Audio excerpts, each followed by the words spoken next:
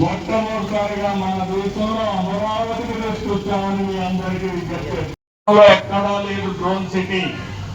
మొట్టమొదటి కర్నూలు అయితే మన ప్రధానమంత్రి గారు కర్నూలులో తయారు చేసిన డ్రోన్ మొత్తం మొన్న జరిగిన ప్రతి ఒక్క ఆఫీసర్ పాల్గొన్నారు కాబట్టి మీరు అందుకే గ్రీన్ ఎనర్జీ ఎన్నో సంవత్సరాలుగా దాదాపు కనీసం 15 ఏళ్ళు పైచులకు ఆటో నగర్ని ఎక్కడేశారో అక్కడే ఉంచారు. ప్రభుత్వం ఖర్చు పెట్టింది. చాలా సైలెంట్ గా కలెక్టర్ గారు, మన ఇంతకుముందు కలెక్టర్ గారు సహకారంతో ఆర్డీఓ గారు, ఎంఆర్ఓ గారు, ఈ జెడ్ఎంఎం వీళ్ళందరూ కలిసి 400 మందికి ఆటో నగర్ లో ప్లాట్లు ఇచ్చాం. అలాగే ఇక్కడే ఉన్నటువంటి 535 మందికి ఇక్కడ రాజు స్వగృహ అనేటువంటి ఈ యొక్క దీన్ని ఇప్పటి వరకు పట్టించుకోలేదు. ఇప్పుడిప్పుడే వాళ్ళు కూడా ముందుకొచ్చారు. అవి కూడా ఆక్షన్కి వెళ్తున్నాయి. దాదాపు ఇక్కడ 1200 మంది మీరు ఉంటున్నారు. ఇక్కడ ఇప్పటి వరకు కూడా మీకు ఇక్కడ ఒక కలెక్టర్ గారు ఉన్నారు కాబట్టి నేను వారి దృష్టికి కూడా తీసుకెళ్ళాలి. ఆర్డీఓ గారు ఉన్నారు. ఒక శ్మశానం ఇక్కడ లేదు. అది మీరు నాకు చెప్పిన మాట. అది ఒకటి ఇస్తే మీ అందరికీ ఇక్కడ ఇబ్బంది లేదు. నేను ఒకటే చెప్తున్నా, ఇప్పటి వరకు మీరు ఎంత ఇబ్బంది పడ్డారో మళ్ళా నేను మీకు 5 ఏళ్లలో మీ దగ్గర ఓటు వేయమని అడుగుతాను కదా, ఆ రోజు చూడండి మీరే అభివృద్ధి చెందిన వాళ్ళు మొదటి లిస్ట్ లో ఉంటారు.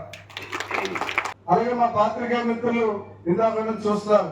మొన్న వర్షంలో అంటే తుఫాన్లో వీళ్ళ యొక్క పాత్ర చాలా చక్కగా చేశారు. ఎక్కడికక్కడ ఎప్పటికప్పుడు ఆ విషయాలను మనకు తెలియజేస్తూ వచ్చారు. కలెక్టర్ గారిని మనం మనస్ఫూర్తిగా అభినందించాలి ఈ సందర్భంగా. ఎందుకో తెలుసా, నేను 1:30 కలెక్టర్ గారితో మాట్లాడతారు. ఒకటే మాట చెప్పారు, ఎమ్మెల్యే గారు రేపు పొద్దున ప్రజలు నిద్రపోయి లెగిస్తే మన ఊళ్ళో తుఫాన్ వచ్చిందని కానీ, ఎక్కడన్నా ఒక చెట్టు పడిందని కానీ, ఒక ఫోన్ పడిందనేది కనపడకూడదని చెప్పారు. అంటే చూడండి ఆయన విజన్ ఎంత ముందు ఉందో. కాబట్టి ఇది కూడా అప్పుడున్న కలెక్టర్ గారిని మనం మర్చిపోవడానికి లేదు. దాంతో ఈ రోజు హ్యాండ్లూమ్ పార్క్ అందరితో పాటు మనకు కూడా డబ్బులు వచ్చినాయి.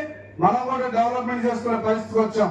అంటే ఒక కలెక్టర్ గారు ఖచ్చితంగా జిల్లా గురించి ఆలోచిస్తే ఎంతైనా చేయగలరని మీరు ఇక్కడ రుజువు చేశారు కలెక్టర్ గారు అని చెప్పి చెప్తున్నాను. మీకు ఈరోజు ఫౌండేషన్ స్టోర్ గౌరవ ముఖ్యమంత్రి గారి చేతుల మీదుగా, అలాగే స్థానిక శాసనసభ్యులు, నేను, అధికారులు, ప్రజాప్రతినిధులు అందరూ కలిసి ఇక్కడ ఒకటే కాదు, నిజాంపట్నం రేపల్లి నియోజకవర్గంలో, అలాగే అమర్తలూరు మండలం వేమూరు నియోజకవర్గంలో 3 నియోజకవర్గంలో చేయటం అన్నది చాలా గర్వకారణం.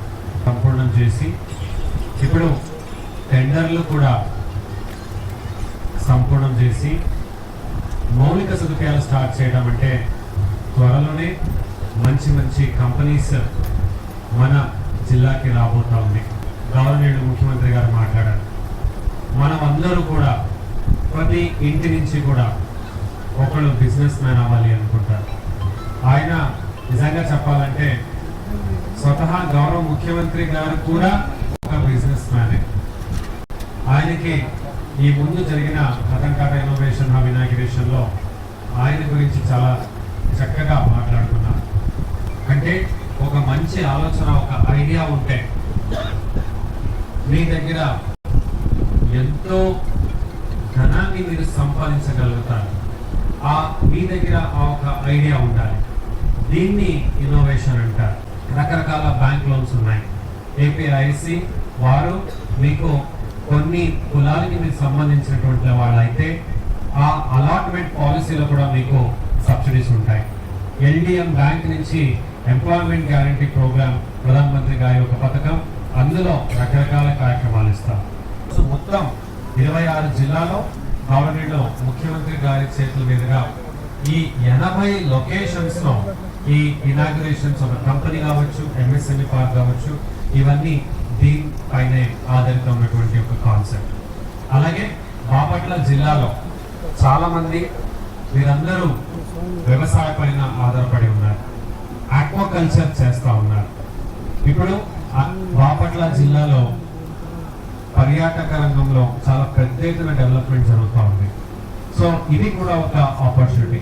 చీరాలలో నేనేమైనా హోమ్ స్టే చేయవచ్చా, ఈ టూరిస్ట్లకి రాకపోకలకి ఏమైనా నేను ట్రావెల్స్ పెట్టవచ్చా, అవి కూడా రాబోయే కొన్ని అవకాశాలు. అలాగే త్వరలో బాపట్ల జిల్లాలో ఎక్కువ జాబ్ మేళాలని పెట్టి ఎక్కువ మంది యువకులకి మనము ఉద్యోగ అవకాశాలు కల్పించే కార్యక్రమం చేస్తామని సభాసముఖంగా తెలియజేస్తున్నారు. ఇందులో మీరందరూ కూడా చేయాల్సిన ఒక ముఖ్యమైన ఒక కృషి ఉంది. అదేంటంటే తప్పనిసరిగా పిల్లల్ని చదివించాలి, ఆడపిల్లల్ని కూడా చదివించాలి. మీరు పిల్లలు అన్నప్పుడు చాలా మంది మగ పిల్లల్ని మాత్రమే చదివిస్తారంట. కొన్ని మత్స్యకారుల గ్రామాలకు వెళితే 60% చదువు, అందులో అమ్మాయిలు 40%.